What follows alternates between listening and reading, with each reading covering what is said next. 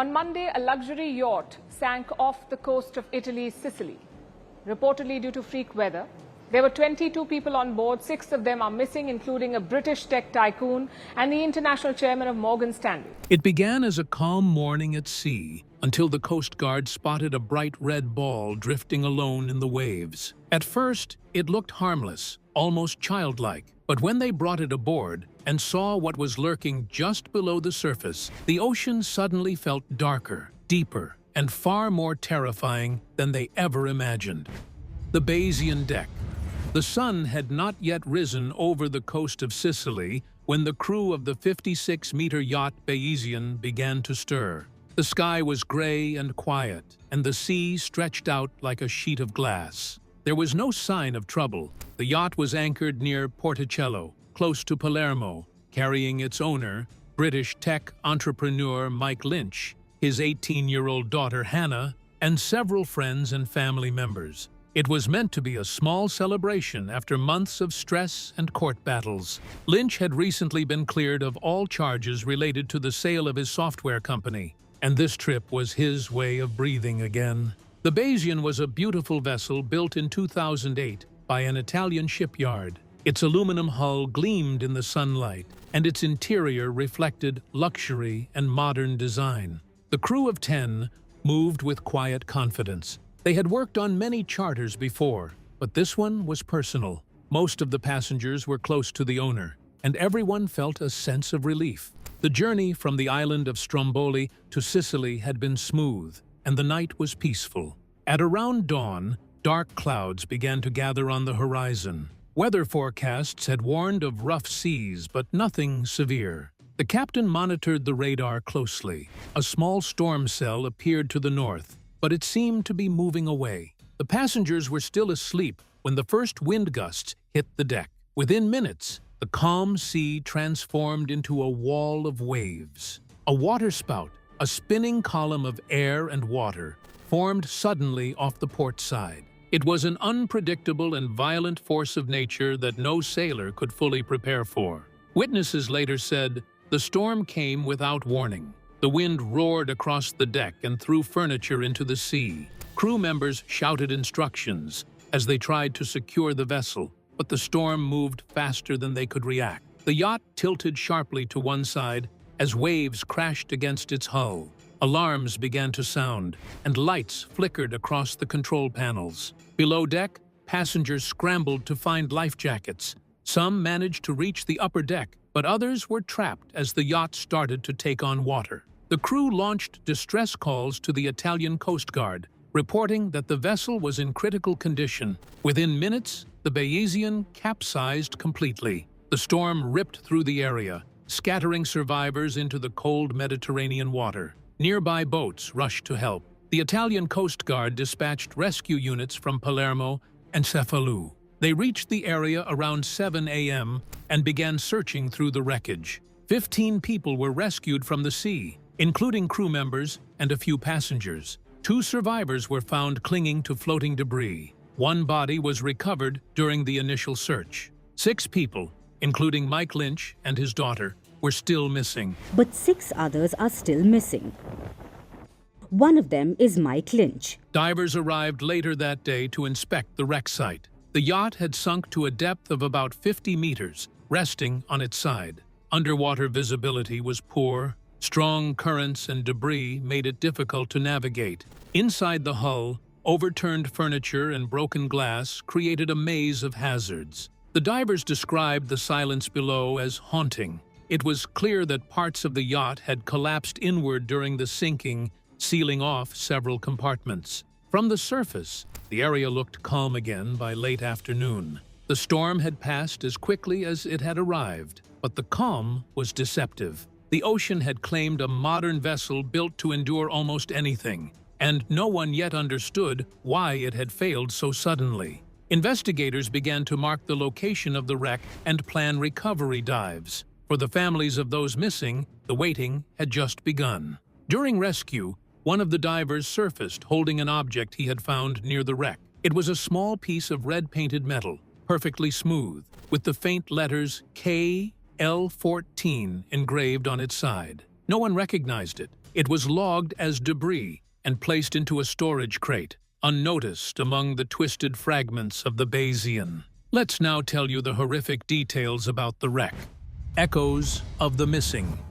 When the wreck of the Bayesian was first located, many assumed it would be treated as an isolated tragedy. But as divers and investigators began their work, the story of a single storm began to echo through history. The sea had claimed many ships before, and the Bayesian was only the latest name on a long list of maritime disappearances that left behind more questions than answers. The ocean, vast and indifferent, had always been a keeper of secrets. The first formal reports from the Italian Coast Guard described the Bayesian's loss as sudden and unexplained. Some investigators quietly began comparing it to earlier maritime incidents where experienced crews vanished under mysterious or preventable circumstances. One of the most haunting of these was the story of the Witchcraft, a small 23-foot cruiser that disappeared near Miami in 1967. It had sent a distress call only a mile from shore, but by the time rescuers arrived,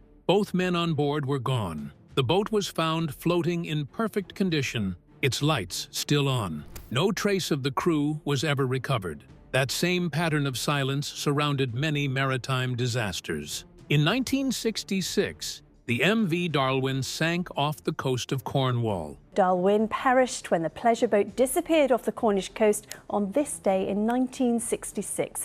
The ship had been modified without permission, and when it set sail carrying 31 passengers, it never returned. Investigators later learned the boat was not even certified to carry that many people. The wreck was found years later, deep below the surface, showing clear signs of poor maintenance. Human error, greed, and overconfidence often combined to create tragedy. The Bayesian's case, many realized, could have similar roots. As search teams in Sicily examined debris from the Bayesian, experts began to suspect that what had happened was more than an unlucky encounter with nature. Divers reported seeing structural damage inconsistent with simple storm impact. Some parts of the hull appeared warped inward rather than crushed by external waves. That meant internal systems might have failed first. A few older crew members mentioned a strange humming sound moments before the yacht capsized, something like metal straining under pressure.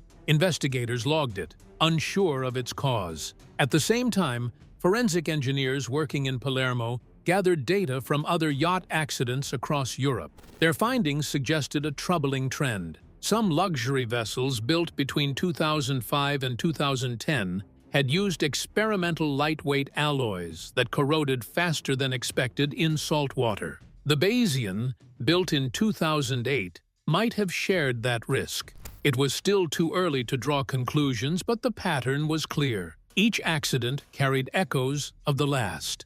In the control room of the Palermo Maritime Authority, maps began to fill with red circles marking sites of previous sinkings. The Bayesian's coordinates fit eerily close to another incident recorded in 2014, when a smaller private yacht disappeared with 4 people on board. It had never been recovered. Only a single lifebuoy marked with the letters KL washed ashore days later. Investigators had once thought it a meaningless clue. Now, the resurfacing of an object engraved KL-14 from the Bayesian wreck brought that case back into focus. Maritime historians noted that the sea off Sicily was notorious for strange microcurrents and sudden pressure shifts. In 1999, a research vessel studying these conditions recorded an unexplained underwater vortex that could briefly alter buoyancy in certain zones. Though the idea sounded like a sailor's myth,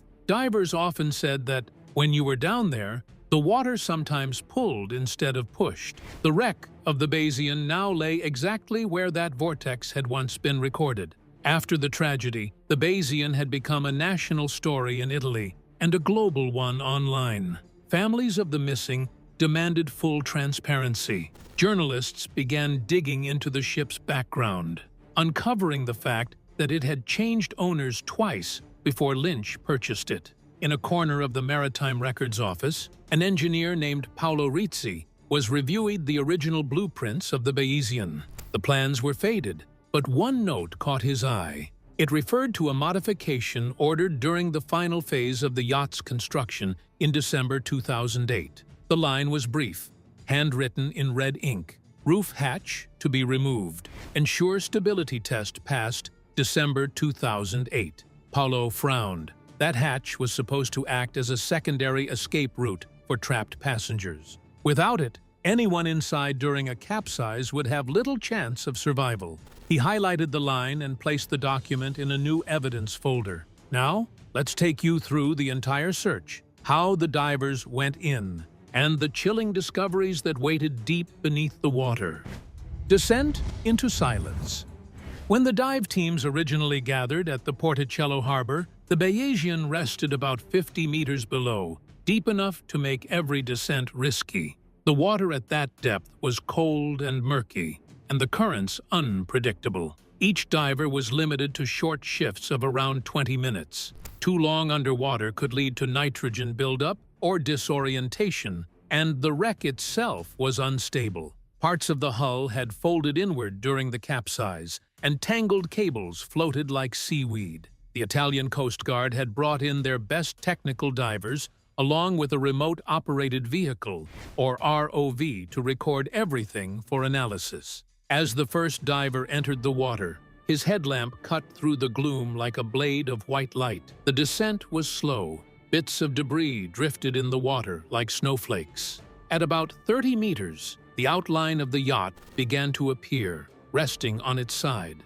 The once polished hull was now covered in fine silt. Furniture, ropes, and shattered glass surrounded it. The diver radioed back that he could see the main deck and one open window near the stern. That meant a path inside might still be possible. The ROV followed him, its small propellers humming quietly. It moved ahead of the diver, turning its camera toward the entrance of the main cabin. Inside, everything looked frozen in time. Chairs were bolted to the floor at odd angles. A half-empty bottle floated near the ceiling, which was now the wall. The camera light caught flashes of color, a red cushion, a scarf, a torn curtain, but no sign of life.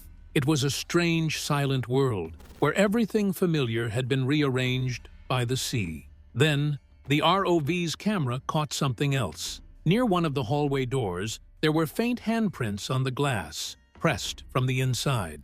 The diver stopped, his breathing loud in the radio feed. He confirmed what they were seeing. The prints were small and smeared, suggesting someone had tried to open the door before the yacht filled with water. The air in the control boat above turned heavy as the team watched the feed in silence. There was no way to know who had been trapped there, only that it had happened fast. The divers pushed deeper into the wreck. The light from their helmets bounced across walls lined with personal belongings, watches, sunglasses, a child's drawing sealed in a plastic folder. It was evidence that families had lived their last moments here. Near the lower deck, the ROV's sensors detected movement. It wasn't human. A school of small fish had made the wreck their shelter, weaving in and out of open drawers and cupboards. Even in death, the vessel had become part of the living sea. When they reached the engine room, the divers noticed something strange. The machinery looked intact, but some of the valves were locked in position, as if they had seized before the yacht sank. They recorded the readings carefully. If the stabilizers had failed, it could explain how the Bayesian capsized so quickly. It was an important clue, but it raised more questions than it answered. If a technical malfunction had started the disaster, why had the alarms not given the crew enough time to react? After nearly 20 minutes, the first team resurfaced. Their faces were pale from the cold and the weight of what they had seen. The next group was prepared to go down, carrying stronger lights and a larger camera rig. As they descended again, the currents shifted, stirring up clouds of sediment. Visibility dropped to almost nothing. The divers switched to sonar imaging to navigate. Slowly, the blurred outlines of the lower cabins began to appear. In one cabin, the ROV's light reflected off something metallic. It was a small compartment door, still closed. The diver tried to open it, but stopped when he noticed the faint sound of water moving inside, like air trapped in a bubble. He stepped back, letting the ROV move closer. The camera focused through the small round window on the door. Behind the glass, A life jacket floated upright, its straps tangled around a seat. The name on it was faded but still readable: Bayesian Crew 4. When the divers returned to the surface, everyone gathered around the monitor to review the footage. The lead investigator, Captain Rizzi, studied the final frame closely. The handprints, the trapped air, the untouched equipment, all of it painted a picture of a vessel that had died mid-breath, as if something inside had given way before the sea ever struck. He made a note to schedule another dive with higher resolution equipment. As the team packed their gear, one of the engineers spotted something odd in the footage. The ROV's camera, just before turning off, had caught the edge of another metal structure half buried in sand beside the Bayesian. It looked too large to be debris and too smooth to be natural rock. The timestamp placed it 20 meters from the main wreck, at a depth of 51 meters. It seemed another hull was resting there, older and almost fused to the seabed. The divers had unknowingly uncovered more than one shipwreck. The sea had been hiding another story beneath the Bayesian all along. The sunken dream. By the third day of diving, the operation had shifted from rescue to recovery. The Italian Coast Guard confirmed that no further survivors were expected. Families waited on the shore, hoping for closure rather than miracles. The wreck of the Bayesian had become both a place of mourning and a puzzle the investigators were determined to solve. Every descent into the deep brought back fragments of truth, letters, personal belongings, bits of the ship's structure, but the full story was still buried in the cold silence of the sea. As the ROV descended, the camera streamed a clear image of the Bayesian's side.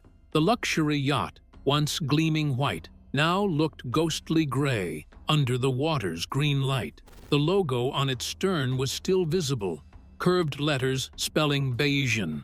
Beyond it lay the twisted metal of the second structure.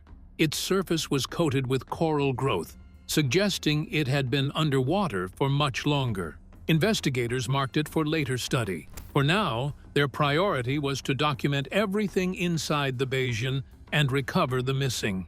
On board the command ship, the names of those lost were read out for the record. Mike Lynch, the British billionaire and founder of Autonomy, his daughter Hannah Lynch, Jonathan Bloomer, the former chairman of a major insurance company, and Chris Morvillo, a well-known lawyer. There were others, too, whose names did not make headlines but whose families waited just as anxiously.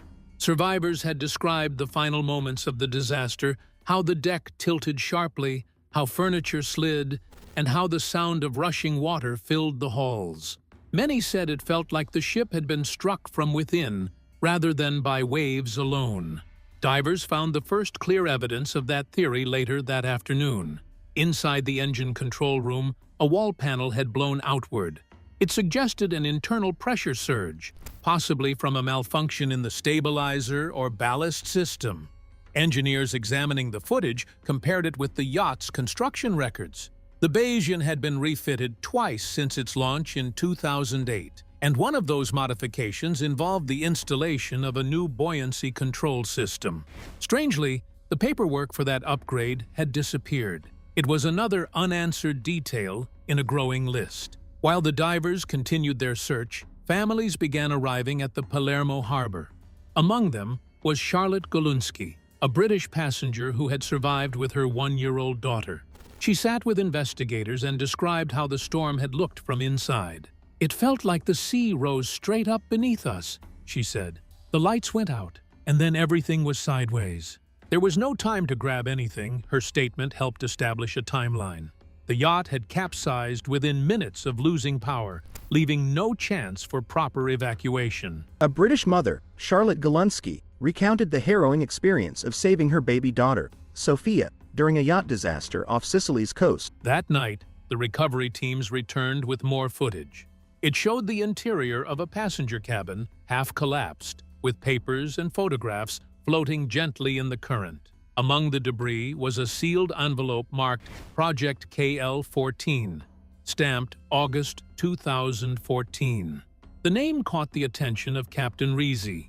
He recalled that one of the metal fragments recovered earlier had the same code engraved on it. At first, it had seemed like a random marking, but now it appeared deliberate. The engineers on board began to speculate. Could KL-14 refer to a prototype part installed during the yacht's refitting? Some of them believed it might be related to experimental flotation devices tested by certain maritime equipment firms in the early 2010s.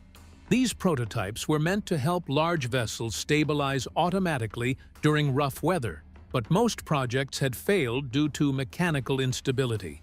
If one of those systems had been used on the Bayesian, it could explain why the ship lost balance so suddenly. As the divers reviewed the footage frame by frame, they noticed another unsettling detail. Special rescuers resumed search operations Thursday, facing tough conditions. Along the inside of the lower hull were several smooth, spherical objects chained to the structure. They looked like metal buoys, painted red and green, and placed evenly along the frame. There were at least a dozen of them. The spheres resembled old flotation devices used in early maritime experiments, and their presence suggested that someone had added them intentionally. None of the surviving crew members could recall ever seeing such equipment during their service on board. By midnight, the discovery of the spheres became the center of the investigation. They were logged as unidentified buoyancy devices. Samples were taken and sent for testing.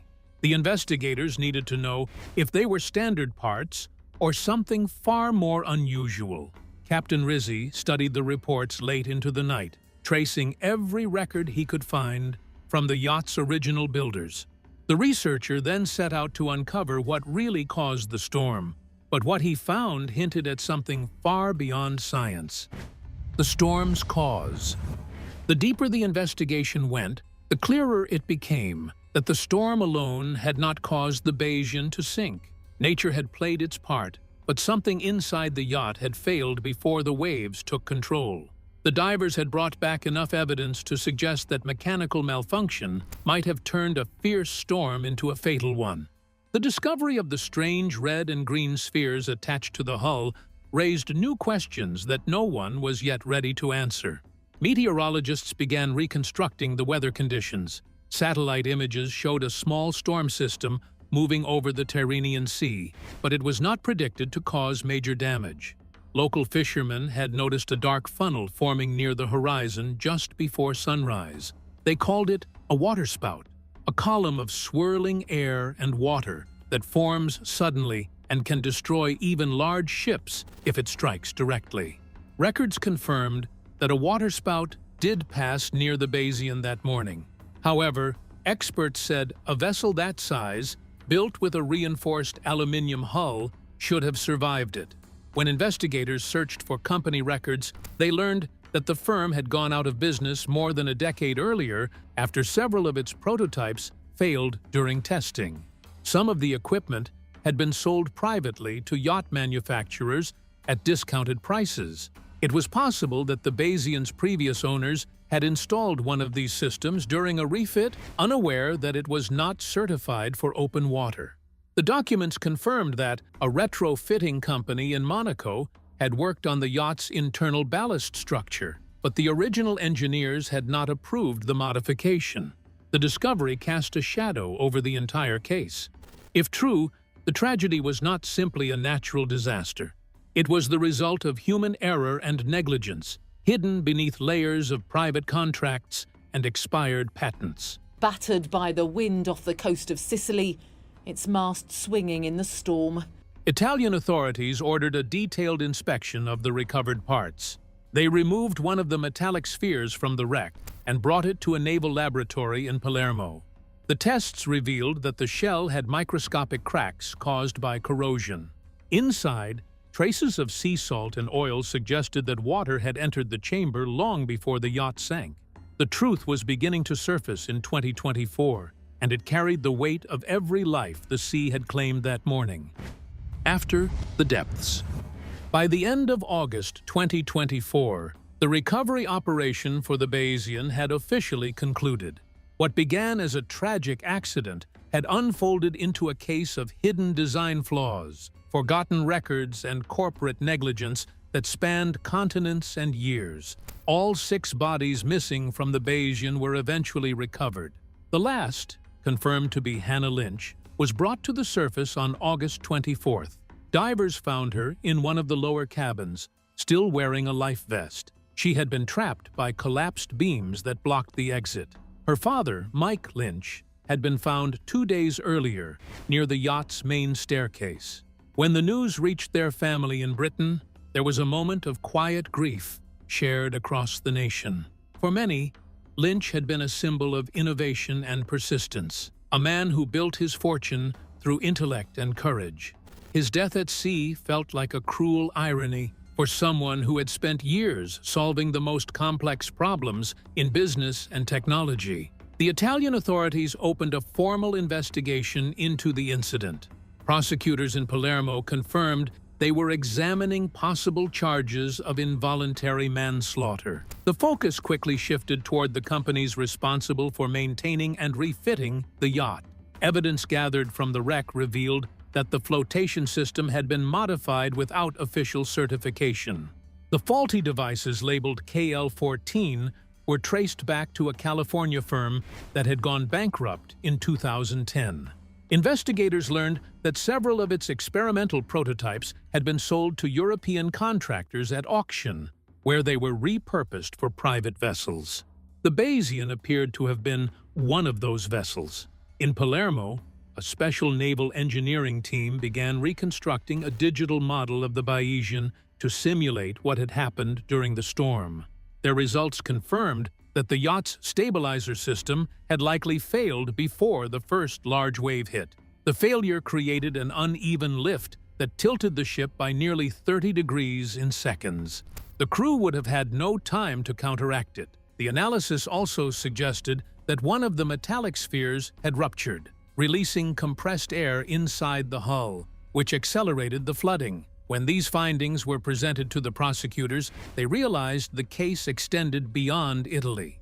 The defective flotation system had been sold across Europe and the Middle East under different names. Maritime archives revealed at least 3 other sinkings involving similar model yachts in the past 15 years. In each case, poor weather had been blamed, but none of the wrecks had been examined closely enough to reveal the underlying cause. The Bayesian had simply been the first to expose the truth. Weeks after the final body was recovered, the investigation team returned to the Palermo dock to sort the remaining evidence. Boxes filled with personal belongings were labeled and prepared for return to the families. One of the final containers held fragments of the green metallic sphere and the sealed diary page found earlier. It was the only written record recovered from the wreck, a single line from a passenger journal that read, "We trust the sea will calm soon." Captain Rizzi placed it carefully in an envelope marked, "Recovered with honor." That evening, when he reviewed the technical log before submitting it to the National Archive, something unexpected caught his attention. On the last page, printed in small red letters, was an instruction. "Do not raise. Remove fuel systems. 23rd of September 24. There was no signature, no company name, only the date. It implied a future operation, one not authorized by the investigation. This search has moved from urgent to critical. Cave divers from across Italy have spent the day taking turns to reach the wreckage. At the Palermo Naval Base, a small group of engineers and investigators met to review the remaining evidence before archiving it. Among them was Rizzi, and a visiting specialist named Mike Rourke, a civilian marine engineer from California. His name had appeared in old files connected to the original development of the KL-14 flotation system. When he arrived at the base, he carried a thin folder marked Maritime Claims Authority. He introduced himself politely, but wasted no time getting to the point. "This isn't just an accident," Rourke said as he laid out several documents. The Bayesian was fitted with a prototype flotation network that was never meant for open sea use. It came from a series of experiments in the late 2000s.